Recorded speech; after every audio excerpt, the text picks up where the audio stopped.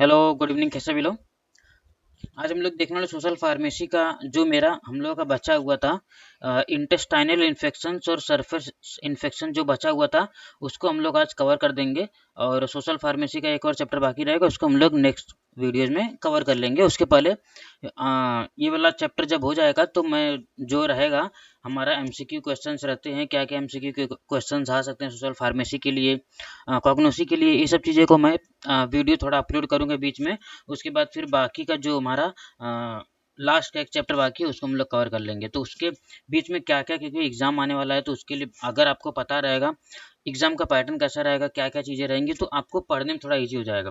तो मैं ट्राई यही करूँगा, इतना बताने का ट्राई ये करूँगा कि आपको बस एक वीडियो अगर आप देख लो तो आपको फिर पढ़ने की ज़रूरत ना पड़े। सिर्फ जो जो कुछ जो पॉजिटिव एजेंट है उनके अगर नाम आपको याद रहे, बाकी आपको कुछ और चीज़ें याद करने की ज़रूरत ना पड़े, आप जाके एग्ज़ाम में आराम से लिख सकें। तो उसी को ध्यान में रखते हुए मैंने एकदम शॉर्ट में, ज़्यादा कुछ डीप में नहीं, एकदम शॉर्ट में बनाया हुआ है। तो उसको डिटेल में देखते हैं। तो चलो स्टार्ट करते हैं। जो इंटेस्टाइनल इन्फेक्शंस है, जो इंटेस्टाइनल इन्फेक्शंस है इंटेस्टाइनल इन्फेक्शन मतलब जो भी इंटेस्टाइन में, या तो लार्ज इंटेस्टाइन या तो स्मॉल इंटेस्टाइन, ये दोनों में कुछ भी अगर इन्फेक्शन होता है तो उसी के बारे में क्या क्या इन्फेक्शन हो सकता है, क्या क्या प्रॉब्लम्स हो सकती है, उसी के बारे में हम लोग डिस्कस करेंगे। तो देखो, लार्ज इंटेस्टाइन हो गई या तो स्मॉल इंटेस्टाइन, दोनों में जब भी अगर कुछ प्रॉब्लम्स होती है, कुछ इन्फेक्शन होता है, तो जाहिर सी बात है कि इन्फेक्टेड, कुछ भी इन्फेक्टेड फूड रहेगा या तो फिर वाटर रहेगा, फूड या वाटर रहेगा, दोनों में से कोई एक अगर रहेगा तो इन्हीं दोनों रीजन की वजह से क्या हो जाएगा, इन्फेक्शन होगा इंटेस्टाइन में। तो उसी के बारे में हम लोग डिस्कस करेंगे, क्या क्या प्रॉब्लम्स, कौन कौन सा एक जो कौन कौन सा डिजीज हो सकता है, कौन कौन सा प्रॉब्लम्स आ सकता है, उन्हीं के बारे में डिस्कस करेंगे। क्लियर? तो जो सबसे पहला हमारा होता है डिजीज, उसको बोलते हैं अमेबियासिस। किसको बोलते हैं? एमेबियासिस।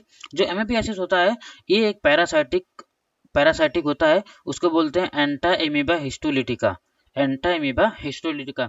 अगर मैं एंटा एमीबा हिस्टोलिटिका की बात करूँ मैं, तो ये जो पैरासाइट होता है, क्योंकि देखो उसमें ना जब कुछ पूछा जाएगा आपसे, जैसे एमसीक्यू पूछा जाएगा, तो उसमें ये पूछा जाएगा जो अमीबियासिस है उसके अंदर जो कॉजेटिव एजेंट होता है वो पैरासाइट होते हैं, या तो फिर वायरस होते हैं, या तो बैक्टीरिया होते हैं, वायरस होते हैं, या तो फंगस होते हैं।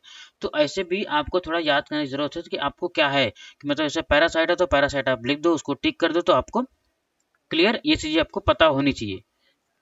क्लियर? तो उसको जो एंट अमीबा हिस्टोलिटिका है, इसमें अगर मैं डायग्राम की बात करूं मैं, तो देखो ये दिखता कैसे है। एक अमीबा बना दो, हमें बना दो। अमीबा के अंदर पता है, क्योंकि कोई भी अगर सेल्स उसके अंदर न्यूक्लियस प्रेजेंट रहेगा, तो ये न्यूक्लियस हो गया, ये न्यूक्लियस हो गया, ये न्यूक्लियस हो गया। न्यूक्लियस के साथ में इधर रेड ब्लड सेल्स रहेगा, ingested red blood cells present होता है, जो क्या कर दिया, इंजेस्ट हो गया। तो आरबीसी हो गया इधर। क्लियर? उसके बाद साइटोप्लाज्म इधर पूरा भरा हुआ रहता है, तो साइटोप्लाज्म, साइटोप्लाज्म। क्लियर? साइटोप्लाज्म के बाद में, क्योंकि जो भी अगर ये खाना खा रहा है तो उसके लिए कुछ तो जगह होनी चाहिए, तो उसको बोलते हैं फूड वैक्यूल्स। क्या बोलते हैं? Food vacuoles. क्लियर? क्लियर? और कुछ फिर से और एक्स्ट्रा ग्रोथ हो सके इसके लिए ऐसा रहता है, इसको बोलते हैं फॉल्स रूट, फॉल्स फूट, सॉरी फॉल्स फूट बोलते हैं इसको, फॉल्स फूट।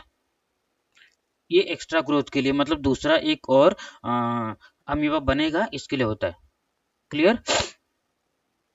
क्लियर? ये देखो इतना, मतलब डेंजर इतना होता है ना कि जब भी आपके अगर इंटेस्टाइन में जाता है, तो क्या होता है कि जो इंटेस्टाइन होता है उसके अंदर पूरा इन्फ्लेमेशन हो जाएगा, पूरा ब्लड ब्लड हो जाएगा, और पूरा वाइट वाइट सा पैचेस आ जाएगा, वाइट वाइट पैचेस आ जाएगा। वो वाइट वाइट पैचेस जैसे देखो क्या होता है कि कभी देखो स्किन के ऊपर होता है, वाइट वाइट सा पैचेस हो जाता है अगर कट जाता है तो, जैसे हमारे माउथ के अंदर जब अल्सर होता है, देखो कि वाइट कलर का जो पैचेस आता है, तो उसी को उसी टाइप का हो जाता है पूरे इंटेस्टाइन में। इंटेस्टाइन में तो मतलब कोई भी चीज़ अगर खाओगे तो आपको बहुत ही ज़्यादा वो पूरा पेट एकदम क्रैम्पिंग होने लगेगा। जो लूज मोशन होगा, जो आपको लूज मोशन होगा उसमें भी इतना प्रॉब्लम्स होने लगेगी कि जो स्टूल्स रहेगा वो हमेशा जब भी स्टूल होगा तो पेन होते रहेगा, पेन होते रहेगा। और उसके अंदर जब इतना प्रॉब्लम हो जाएगा तो फीवर भी आने लगेगा, फिर स्टमक भी होने लगेगा। क्लियर? क्लियर। और स्टमक हमेशा क्रैम करते रहेगा, पेन होते रहेगा। क्लियर? ये देखो सिम्टम्स हो गया, लूज फेसेस या पूप हो गया, स्टमक पेन हो गया, स्टमक क्रैम्पिंग हो गई। इसके साथ में और अगर कुछ ऐड करना है तो आप लिख सकते हो कि फीवर हो गया, इधर फीवर लिख सकते हो आप। क्लियर? स्टमक पेन लिखा ही है। तो ये सब प्रॉब्लम्स होती है। और इतना पूरा जो इंटेस्टाइन रहता है, स्मॉल या लार्ज इंटेस्टाइन, दोनों के अंदर पूरा एकदम इन्फेक्शन हो जाता है। क्लियर? अब एपिडेमियोलॉजी की बात करूं तो जो टोटल कंट्रीब्यूशन होता है 10 to 20% पीपल जो रहते हैं इन्फेक्टेड रहते हैं। क्लियर? बिकम सिक रहते हैं। Most infected patient do not have serious illness, मतलब ज़्यादा कुछ सीरियस इलनेस होता नहीं, क्योंकि थोड़े दिन के लिए होता है, फिर उसके बाद धीरे धीरे क्या होता है, ठीक हो जाता है। क्लियर?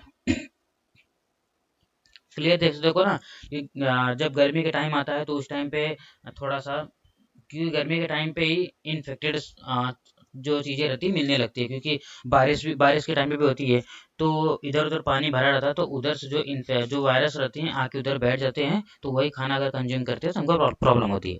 क्लियर? उसके बाद आता है वॉर्म इन्फेक्शन होता है।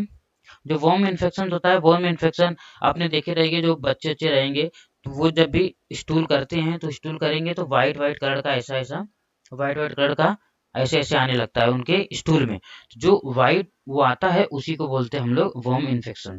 क्लियर? ये वर्म इन्फेक्शन जो होते हैं ये ना डिफरेंट डिफरेंट टाइप के होते हैं, जिसको बोलते हैं, एक तो हो जाता है कैसा दिखेगा आपको, रेडिश टाइप में दिखेगा, तो उसको बोलते हैं विप वर्म, उसको बोलते हैं विप वर्म, विप वर्म।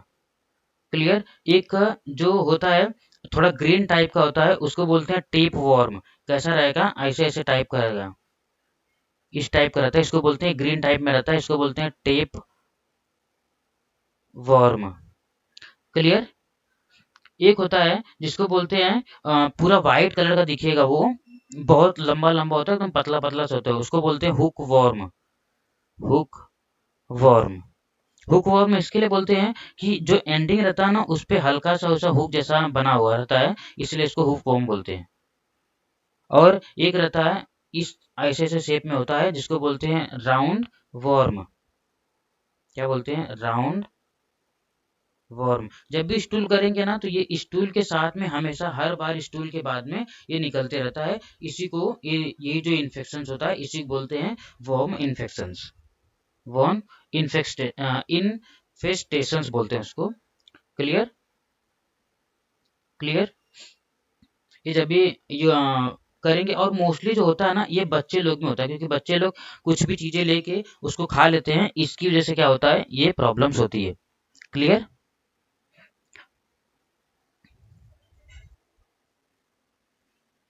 देखो जो वर्म इन्फेक्शन होता है, क्या होता है कि कुछ जो सरफेस रहता है, कुछ सरफेस रहता है सॉइल कंटेंटेड, वो क्या हो गया, कंटामिनेटेड रहेगा और जर्म्स रहेगा उस जगह पे, तो बच्चे खेलते खेलते जाएंगे और उस चीजों को वो लोग कर लेंगे, और फिर क्या हो जाएगा, वही मुंह में डाल लेते हैं, तो इसके लिए क्या होता है, वो इन्फेक्टेड हो जाते हैं। फिर इम्प्रॉपर हाइजीन्स रहेगा उसकी वजह से, फिर कंज्यूम करेंगे जो फूड या वाटर रहेगा जो इन्फेक्टेड रहेगा, उसकी वजह से भी होता है। या फिर कोई भी कंजम्पशन करने से पहले अगर अच्छे से हाथ नहीं धोते हैं तो उस कंडीशन में भी ये प्रॉब्लम्स हो सकती है। क्लियर? एक होता है टेप वर्म भी होता है। और ये इतना होता है कि कभी कभी ना जब ज्यादा होने लगता है ना, तो जो आइज रहते हैं ना उसके अंदर से भी, आइज के अंदर से भी ये वर्म निकलने लगते हैं। कब कुछ कुछ कंडीशन में होता है, जो आइज के बाहर निकलते हैं ना वो मोस्टली जो रहते हैं उसको बोलते हैं टेप वर्म। जो टेप वर्म रहते हैं वही, ये टेप वर्म हमेशा व्हाइट कलर के होते हैं। टेप वर्म क्या होते हैं, ये आंखों से निकलने लगते हैं। क्लियर? देखो, अब अगर बात किया जाए, देखो इसमें प्रॉब्लम ये होती है कि अगर पेट के अंदर है, मतलब स्टमक के अंदर है, और उसके बाद इंटेस्टाइन के अंदर है, तो एब्डोमिनल पेन होगा। डायरिया होगा, क्योंकि डायरिया और नौसिया ये होना, डायरिया नौसिया होना कंफर्म है। इसके बाद ही जब भी स्टूल करेंगे तो स्टूल में वो प्रेजेंट होते, स्टूल के अंदर क्या हो जाएंगे, वो प्रेजेंट रहते। क्लियर। और ये देखो, कभी कभी आपने कुछ वीडियोस देखे रहेंगे, उस वीडियोस में आपने देखा रहेगा कि डॉक्टर लोग इंटेस्टाइन को ऐसा, इंटेस्टाइन में से बहुत सारा, जैसे ऐसे जैसे मैगी नूडल्स रहता है ना, उसके जैसा पूरा ऐसे खींच के निकालते हैं, खींच के निकालते हैं। वो जो मैगी या नूडल्स जो खींच के निकालने को बोलते हैं, वो मैगी नूडल्स नहीं होता है, वो होता है राउंड वॉर्म। क्या होता है, राउंड वॉर्म। मैगी ऐसा सेम रहेगा, बहुत बड़ा बड़ा रहता है, एकदम हार्ड रहता है, उसको खींच के पूरा निकालते हैं, उस बॉडी में प्रेजेंट रहता है, उसी को निकालते हैं। क्लियर। क्लियर। अब देखो क्या होता है ना कि जो, देखो एक कंडीशन ये हो सकती है कि कुछ फिश हो गई, फिश अगर इन्फेक्टेड है उससे हो जाएगा, या तो फिर जो पेट रहेंगे, जो कुत्ते रहेंगे, बिल्ली रहेंगी, तो वो अगर इन्फेक्टेड है, वो अगर उस चीज को अगर टच किए हैं, जो सॉइल रहेगा उसको अगर टच किए हैं, तो उसको अगर टच करते हैं, तो फिर अगर हम लोग उनको टच करेंगे, फिर जब भी हम उसको हाथ में जो हाथ में लगा है उसको अगर हम लोग खा लेंगे, तो उसी से हमको ट्रांसफर हो जाता है।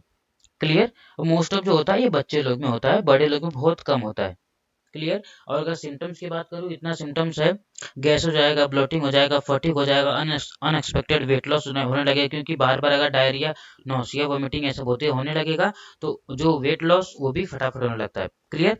एब्डोमिनल पेन और टेंडरनेस होने लगता है, क्योंकि एब्डोमिनल बहुत ज़्यादा पेन होने लगता है, क्योंकि ये बहुत क्रैम्पिंग होने लगता है और कुछ अच्छा नहीं लगता नहीं है। क्लियर। और बॉडी के ऊपर क्या हो जाएगा, रैशेस होने लगेगा, बॉडी के ऊपर रैशेस होने लगेगा। उसके साथ में यूटीआई, यूरिनरी ट्रैक्ट इन्फेक्शन में भी प्रॉब्लम्स होने लगती है। क्लियर। और जो एनस वाला एरिया रहेगा, जो एनस वाला एरिया रहेगा, उस एरिया में ईचिंग होने लगेगा, उस एरिया में ईचिंग होने लगेगा। क्लियर। क्लियर। और लास्टली क्या हो जाएगा, loss of appetite, loss of appetite.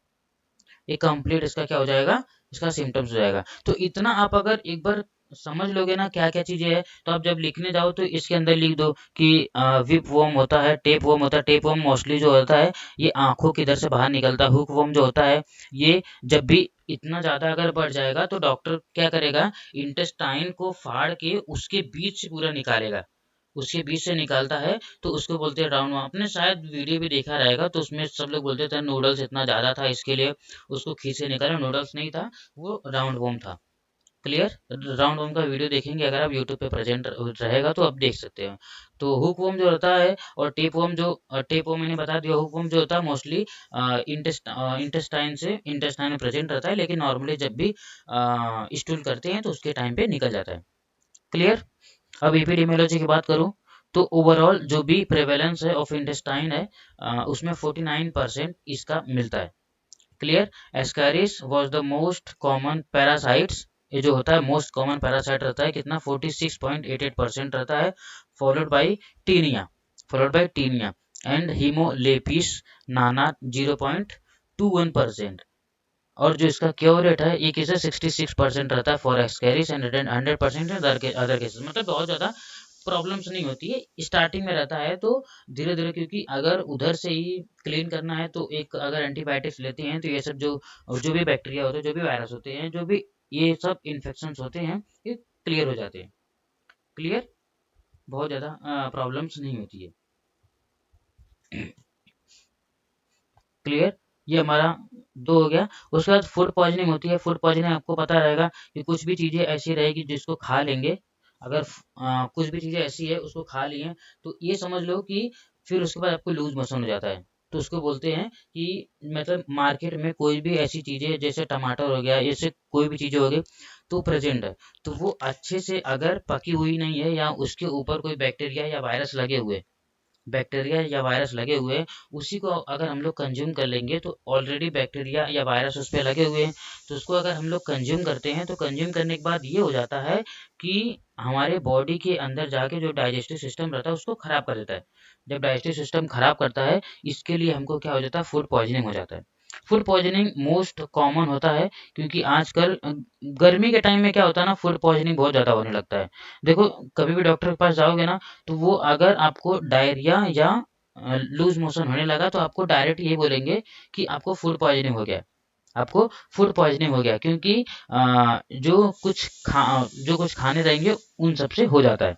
देखो, फूड पॉइजनिंग होने का रीजन ये होता है कि देखो देखो फूड पॉइजनिंग ना कभी कभी क्या हो जाता है कि देखो, पहले इसको food borne illness caused by eating contaminated food. Infect Infectious organism includes bacteria, virus, parasites and other toxins. Most common cause food poisoning.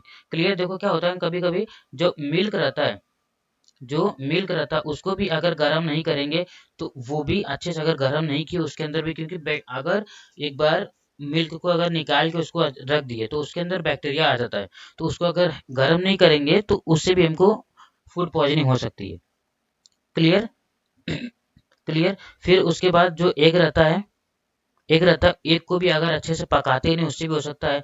कोई कोई कच्चा एग को खा जाता है तो उससे भी प्रॉब्लम्स हो सकती है, लेकिन किसी किसी को प्रॉब्लम्स नहीं होती है। क्लियर? ऐसे ही अगर जो फिश रहेगा, फिश को अगर अच्छे से पकाएंगे नहीं तो उससे भी फूड पॉइजनिंग हो सकती है। या मटन वटन हो गया, मटन चिकन हो गया, उसको भी अगर अच्छे से जो जो भी मीट वाला आइटम्स है उसको भी अगर अच्छे से पकाएंगे नहीं, उसको नहीं करेंगे तो क्या हो जाएगा, फूड पॉइजनिंग होने का चांसेस हो जाता है। क्लियर? क्लियर? देखो, अगर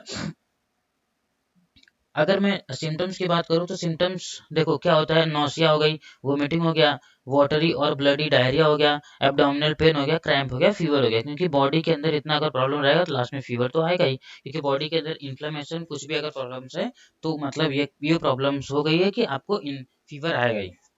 क्लियर?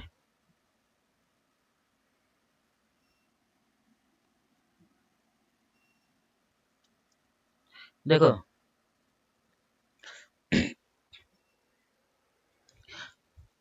क्लियर? देखो, मिल्क हो गया, एग हो गया, फिश हो गया। अब उसके बाद ना क्या होता है, कभी कभी एक्सपायर्ड फूड हो जाता है ना, उसकी वजह से भी होता है। क्लियर? डेट निकल गया, उसके बाद आप खा रहे हो, उसके अंदर बैक्टीरिया आ गई है, फिर उसके बाद रॉ फूड है उसको अच्छे से कुक नहीं किए तो भी हो जाएगा। कभी कभी अल्कोहल का कंजम्पशन करने से भी हो जाता है, अल्कोहल कंजम्पशन करने से भी हो जाएगा। या कोई भी फूड है उसको जो टेम्परेचर चाहिए, जो कंडीशन चाहिए, ठंड में रखना है, गर्म में रखना है, हॉट टेम्परेचर में रखना है, किधर रखना, अगर वो उस चीज अगर अच्छे से मेंटेन नहीं करेंगे तो उस रीजन से भी हो सकता है। क्लियर? एंड डर्टी वाटर, ये तो कॉमन है ही। उसके बाद प्रॉब्लम सी हो जाए, अगर कुछ भी चीजें आपने टच किया है, कुछ भी चीजें अगर आपने टच किया है, उस टच किए हुए हाथ में अगर आपका इन्फेक्शन है, क्लियर, और उसी से अगर आप कुछ चीजें खा लेंगे, कंज्यूम कर लेंगे तो क्या हो जाएगा, आपको फूड पॉइजनिंग हो जाएगी। क्लियर? इपिडेमियोलॉजी की बात करूं तो यूएस में जो डिजीज सेंटर प्रिवेंशन है, डिजीज सेंटर प्रिवेंशन जिसको बोलते हैं सीडीसी। देखो, ये सीडीसी का ना फुल फॉर्म आपको आ सकता है एमसीक्यू में, इसलिए ये याद रखो। क्लियर? सीडीसी का जो आ सकता है, इसलिए आप अच्छे से याद करके रखो। US centre for disease control and prevention. Clear?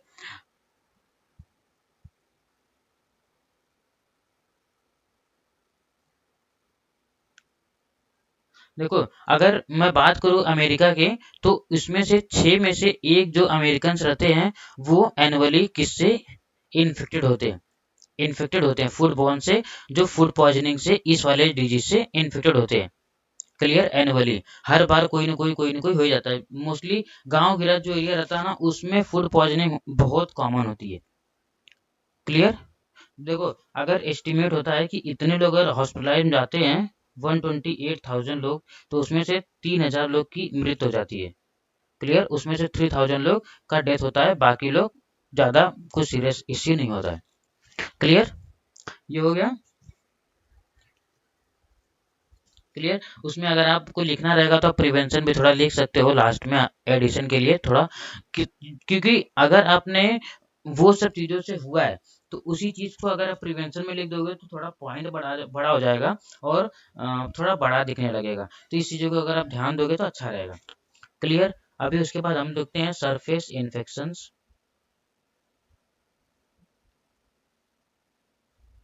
Surface infection देख लेते हैं।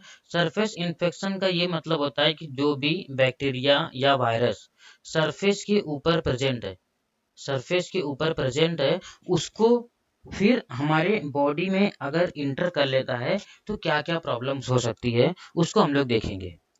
क्लियर। सबसे पहले आता है ट्रैकोमा। सबसे पहले आता है हमारा ट्रैकोमा। ट्रैकोमा क्या होता है ना, ट्रैकोमा अगर हो जाता है ना तो ये स्टार्टिंग में तो ज़्यादा कुछ आपको पता नहीं चलेगा, लेकिन एट द एंड जब जैसे जैसे इसका थोड़ा स्टेज बढ़ने लगेगा तो जो इंसान रहेगा वो ब्लाइंड भी हो जाएगा, ब्लाइंड भी हो जाएगा।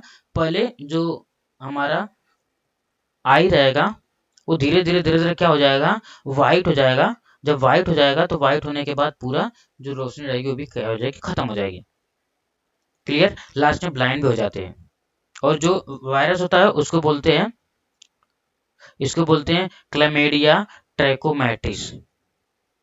क्लैमिडिया ट्रैकोमैटिस ये जो वायरस है उसका नाम है। क्लियर। अब सिम्टम्स की बात करूं तो क्या हो जाता है, पिंक आई हो जाता है, हार्ट बर्न हो जाएगा। क्लियर। इसको छोड़ दो। ब्लाइंडिंग हो जाएगा, एपिलेप्सिया, पिंक आई हो जाएगा, ब्लड स्ट्रोक, इन्फ्लुएंजा हो जाएगा, पोलियो हो जाएगा। क्लियर। कॉलरा हो जाएगा या ग्रीन सिकनेस हो जाएगा, ट्रैकिया हो जाएगा और है फीवर। है फीवर मतलब कि सर्दी जुकाम के साथ में जो होता है ना उसको बोलते हैं। Clear. Clear.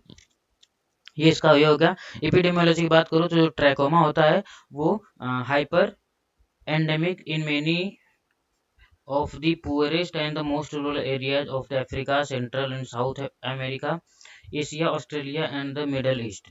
It is responsible for the blindness or visual impairment of about 1.9 million people. It caused about 1.4% of blindness worldwide. Clear. ये मोस्टली जो रूरल एरिया रहते हैं उसी में प्रेजेंट होता है और 1.9% जो रहता है विजुअल इम्पेयरमेंट में रिस्पॉन्सिबल होता है। क्लियर। वर्ल्ड वाइड में 1.4% इसका कंट्रीब्यूशन होता है ब्लाइंडनेस के लिए। क्लियर। ट्रैकोमा। और ट्रैकोमा के बारे में और थोड़ा सा बताऊं मैं तो देखो, ट्रैकोमा के स्टेज क्या होते हैं कि सबसे पहले स्टेज में ना, सबसे पहले स्टेज में क्या हो जाएगा कि जो हमारा कंजक्टिवा हो जाए, कंजक्टिवा रहेगा ना वो हल्का हल्का उसके अंदर ऐसे आने लगेंगे, जो ये ब्लड का सर्कुलेशन रहेगा ना ज़्यादा होने लगेगा, ब्लड का सर्कुलेशन ज़्यादा होने लगेगा और पूरा रेडिश दिखने लगेगा। हल्का हल्का पहले रेडिश आएगा, हल्का हल्का रेडिश आएगा। फिर जो सेकेंड स्टेज आता है जिसको बोलते हैं टीएफ, जिसको बोलते हैं टीएफ, ये जो सेकेंड वाला स्टेज होता है टीएफ इसको बोलते हैं ट्रैकोमेटस इन्फ्लेमेशन फॉलिक्यूलर। फॉलिक्यूलर इसमें क्या हो जाएगा कि जो हमारा कंजक्टिवा रहता है उसमें क्या हो जाएगा कि पूरा एकदम रेडिश हो जाएगा, एकदम रेडिश हो जाएगा, एकदम पूरा रेड हो जाएगा, पूरा ब्लड का ब्लड ज्यादा दिखने लगेगा। क्लियर। फाइनल स्टेज जो होता है उस फाइनल स्टेज में ये हो जाता है कि इसको बोलते हैं टी आई। क्या बोलते हैं, टी आई। पहला पहला जो होता है उसको बोलते हैं नॉर्मल कंजक्टिवा। क्लियर। उसके बाद क्या हो जाता है कि ट्रैकोमेटस इन्फ्लेमेशन इंटेंस बोलते हैं। उसमें क्या हो जाएगा कि जो हमारा ये वाला एरिया था ना इसके अंदर ऐसा ऐसा डॉट आने लगेगा और पूरा एकदम इन्फ्लेमेशन हो जाएगा, पूरा एकदम इन्फ्लेमेशन हो जाएगा। क्लियर। ये इसका क्या होता है स्टेज होता है और पूरा वाइट वाइट सा टाइप हो जाएगा कि आपका ये भी पूरा पेन होने लगेगा, धीरे धीरे ये पूरा आपके आंख में ट्रांसफर हो जाएगा जिससे आपको ब्लाइंडनेस होने का भी चांसेस हो जाता है। क्लियर। और साउथ अफ्रीका ये सब जो एरिया रहता है रूरल एरिया उस सब एरिया में ज़्यादा होता है और बाकी जगह पे ऐसा कुछ होता नहीं है। क्लियर।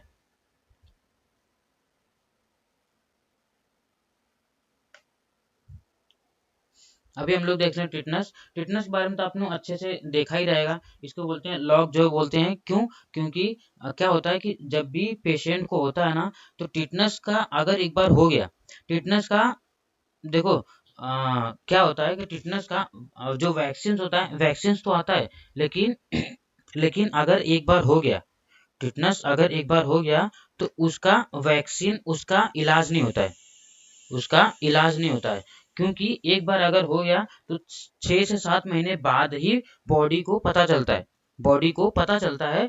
तब तक क्या हो जाएगा, इतना ज़्यादा लेट हो जाता है कि उसका कुछ इलाज होता ही नहीं है। देखो जो टिटनस का वैक्सीन होता है ना, वो 2-3 पार्ट में डिवाइड होता है। एक का नाम होता है, एक का नाम अगर मैं बोलूं, जिसको बोलते हैं tetanus toxoid vaccine absorb. Clear, tetanus toxoid vaccine observe होता है। तो क्या होता है ना कि पहले तो एक बचपन में पहले लगा देते हैं टिटनस का इंजेक्शन, क्योंकि और उसके बाद क्या होता है, हर 6-6 महीने पे आपको इंजेक्शन लगवाना पड़ता है, क्योंकि अगर ना आपको, अगर आज हुआ है कि लगा, जैसे आपको टिटनस, पहले देखो होता कैसे है, हमारा ये मिट्टी है, कंकड़ पत्थर है, मिट्टी है, मिट्टी के इधर ना ऐसे टिटनस के वायरस क्या होते हैं, पड़े रहते हैं। ये क्या होते हैं, अगर ये ऑक्सीजन के संपर्क में आएंगे, जैसे ही ऑक्सीजन के संपर्क में आएंगे, तुरंत क्या हो जाएंगे, मर जाएंगे। ऑक्सीजन के कांटेक्ट में आए, तुरंत क्या हो जाएंगे, मर जाएंगे।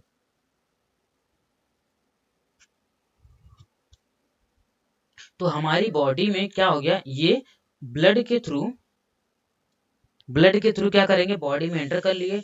अब ब्लड में जाने के बाद, पहले तो ये सॉइल में पड़े थे तो इनएक्टिव फॉर्म में थे, इनएक्टिव फॉर्म में थे, जैसे बॉडी के अंदर गए, अब ये एक्टिव फॉर्म में हो गए। अब इनका मल्टीप्लिकेशन होने लगेगा, अब इनका मल्टीप्लिकेशन होने लगेगा। जब इनका मल्टीप्लिकेशन होने लगेगा, तभी इनका प्रॉब्लम ये हो जाएगा कि अभी मल्टीप्लिकेशन हो रहे हैं, मल्टीप्लिकेशन हो रहे हैं, जब मल्टीप्लिकेशन होने लगते हैं तो ये इतने ज़्यादा बढ़ जाते हैं कि 6-7 महीने में पूरे बॉडी में जो हमारा स्पाइनल कॉर्ड रहता है, पूरे ब्रेन रहता है, उस सब जगह पहुंच जाते हैं। इसके लिए इनको कंट्रोल करना बहुत मुश्किल हो जाता है, इनको कंट्रोल करना बहुत ज़्यादा मुश्किल हो जाता है, और बॉडी एकदम पूरी अकड़ जाती है, हमारे स्पाइनल कॉर्ड भी खराब हो जाते हैं, हमारे ब्रेन के अंदर ही पहुंच जाते हैं। इसके लिए इसका कुछ इलाज होता नहीं है।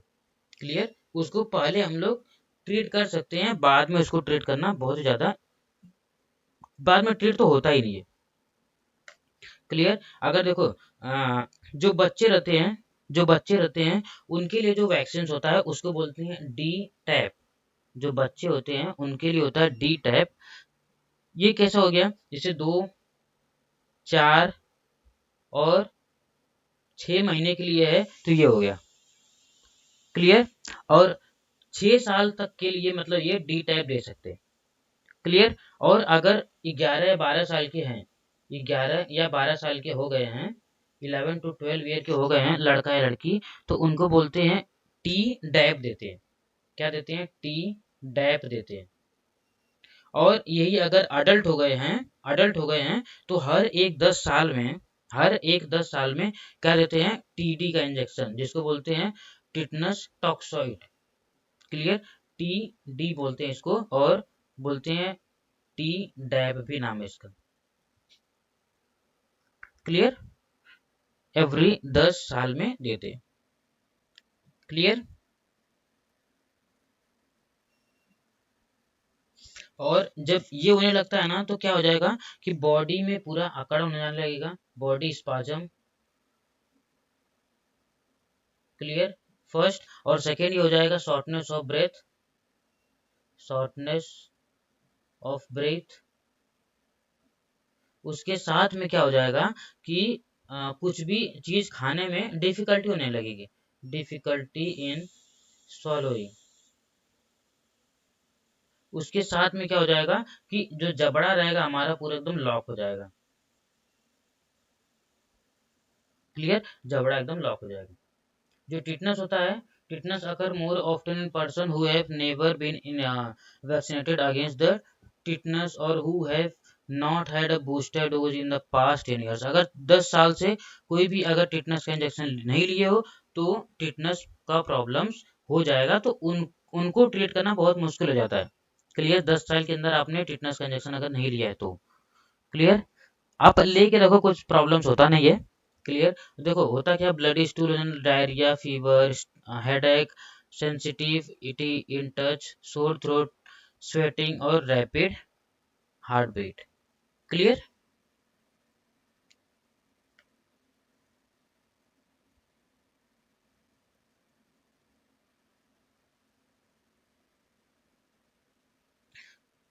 टिटनेस के वैक्सीन को टीटी बोलते हैं, जिसको बोलते हैं टिटनस टॉक्सोइड। टिटनस टॉक्सोइड का नाम है तो इसका। क्लियर, एपिडेमियोलॉजी देख लिए। फिर हमारा लास्ट है, देखो ये क्या होता है ना, एक बार टिटनेस में फिर से ऐसे देखो क्या होता है कि धूल मिट्टी ऐसे पड़ी है, कंकड़ पत्थर पड़ा है, और जो कुछ घर में हमारे जिस पे जंग लग गई है, जिस पे जंग लग गई है, जंग लग गई है इन द सेंस जो अ, लोखंड है उसके ऊपर अगर जंग लग गई है, तो जंग लगा हुआ ना उस पे टिटनस कंफर्म रहेगा। टिटनेस के जो वायरस रहेंगे वो मोस्ट ऑफ द 99% चांस रहता है उसके ऊपर रहेंगे। तो जैसे ही वो हमारे बॉडी के अंदर जाएंगे, तो ये चांसेस 100% हो जाता है कि अगर वो एक गया है, तो अगर हम उस टाइम पे अगर हमारे बॉडी के अंदर अगर बूस्टर डोज रहेगा, या 10 साल के अंदर अगर हम लोगों ने टिटनेस का कोई भी अगर वैक्सीन लिया है, तो क्या हो जाएगा कि हमको प्रॉब्लम्स नहीं होगी, क्योंकि हमारे बॉडी के अंदर ऑलरेडी वैक्सीन है, तो उससे लड़ लेगा और हमको ठीक हो जाएगा। लेकिन अगर वही अगर वैक्सीन नहीं लिए रहते हैं तो प्रॉब्लम्स हो जाती है। क्लियर। क्योंकि पहले तो वो इनएक्टिव फॉर्म में जमीन के अंदर है, लेकिन बॉडी के अंदर जाने के बाद, ब्लड के अंदर जाने के बाद वह एक्टिव फॉर्म में जाता है। फिर धीरे धीरे लीवर से लेके पूरा बॉडी में, फिर ब्रेन में, फिर स्पाइनल कॉर्ड में अटैक करता है। इसके लिए हमको पूरा प्रॉब्लम होने लगती है। क्लियर। फिर उसके बाद लेप्रोसी आता है। क्या होता है लेप्रोसी? लेप्रोसी हमारा लास्ट है। देखो लेप्रोसी में होता क्या है कि लेप्रोसी की जो डिजीज है उसको बोलते हैं माइकोबैक्टीरियम लेप्रे बोलते हैं। इसमें क्या होता है कि धीरे धीरे हमारा जो स्किन रहता है रेडनेस होने लगेगा, और जैसे बोलते हैं ना कि जल जा रहा है स्किन, या बोलते हैं कि हाथ हाथ जो हाथ तो रहेंगे ना, हाथ और पैर रहेंगे ना, वो टेढ़े हो जाएंगे, एकदम टेढ़े हो जाएंगे, और जैसे कट कट के गिरने लगेंगे, जैसे कट कट के गिरने लगेंगे, उन्हीं को बोलते हैं लेप्रोसी। और पूरा जो बॉडी रहेगा, बॉडी के ऊपर पूरा रेडनेस रेडनेस आ जाएगा, और धीरे धीरे पूरा जो फिंगर्स रहेगा हाथ और पैर का, वो कट के गिरने लगेगा, उसी को बोलते हैं लेप्रोसी। वो इतना ज्यादा धीरे धीरे बैक्टीरिया जो होता है वो ग्रो होता है, लेकिन जब एक बार बॉडी के अंदर जब फैल जाता है, तो उसके बाद उसको कंट्रोल करना बहुत मुश्किल हो जाता है। क्लियर। वो पूरा इंटरनल जो बॉडी पार्ट रहता है ना, उसी को एकदम धीरे धीरे क्या करता है, खत्म करने लगता है। पहले के जमाने में जिसको लेप्रोसी होती थी ना, उसको क्या करते थे, जला देते थे, उसको मार के ना जला देते थे कि इधर उधर दूसरे में किसी में ना फैले, ऐसा करते थे पहले के जमाने में। क्लियर।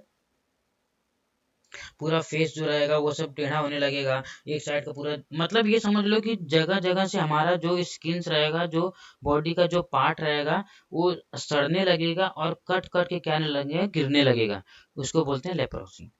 क्लियर। क्या हो जाएगा, स्टफी नोज, नोज ब्लीड मतलब ब्लड आने लगना, ग्रोथ, फिर उसके बाद थिक स्टिफ और dry skins, painless ulcer on the soles of feet, painless swelling और लम्स ऑन द फेसेस और earlobes, loss of eyebrows और आई लैशेस। क्लियर। धीरे धीरे क्या, हाथ पैर आपका जो बड़ा ये समझो, ये हाथ है, तो क्या होने लगेंगे, इधर से ऐसा कट कैसे गिर जाएंगे, इधर से कट कैसा सड़ जाएंगे, फिर सड़ जाएंगे, ऐसा तो क्या होने धीरे धीरे पूरा सड़ने लगेंगे। तो जो सड़ने लगते हैं ना, ये पूरा धीरे धीरे खत्म होने लगता है, तो हमारा बॉडी का अलग अलग पार्ट भी ऐसे सड़ने लगता है। क्लियर। एपिडेमियोलॉजी की बात करूं मैं, तो every year around 4 lakh new cases of leprosy occur in India. In India, contribution 80% of total globe leprosy case load. Clear. 80% जो केसेस आते हैं वो इंडिया से ही आते हैं। 80% जो केसेस आते हैं लेप्रोसी के, वो इंडिया से ही आते हैं। Clear. I hope you getting my point. ये हमारा कंप्लीट डिटेल्स था। हमारा देखो सरफेस का भी हो गया और इंटेस्टाइनल का भी हो गया, तो हमारा पूरा डिजीज खत्म हो गया। क्लियर। चलो ठीक है, thank you and see you in the next class.